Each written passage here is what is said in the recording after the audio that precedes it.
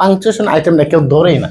এটা বিষয়টা পাংচুয়েশন আসলে সহজ, কিন্তু মূলত হলো এটা আমরা অবহেলা করার কারণে এটা ইন্টারমিডিয়েটে আসে, এসএসসির মধ্যে আছে। কত গুরুত্বপূর্ণ পাংচুয়েশন একটা আইটেম, হ্যাঁ, কিন্তু গুরুত্ব দেয় না। আমি আজকে দুইটা সিস্টেম লিখে রেখেছি, ধারাবাহিকভাবে ইনশাআল্লাহ সবগুলাই দেবো।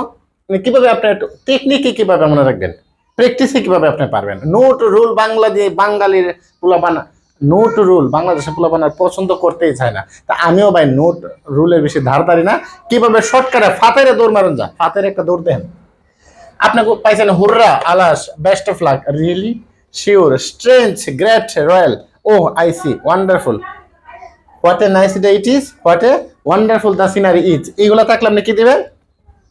এই যে লম্বা একটা কুড়া, কুড়ার নিচে ফুটা, হ্যাঁ, এটা হলো কি এক্সক্লেমেশন সাইন। তবে এখানে একটা কথা আছে, এখানে এইটার ক্ষেত্রে সবসময় হবে না। এটা আপনার মূলত ভাবমূর্তি বুঝে আপনার বলতে হবে।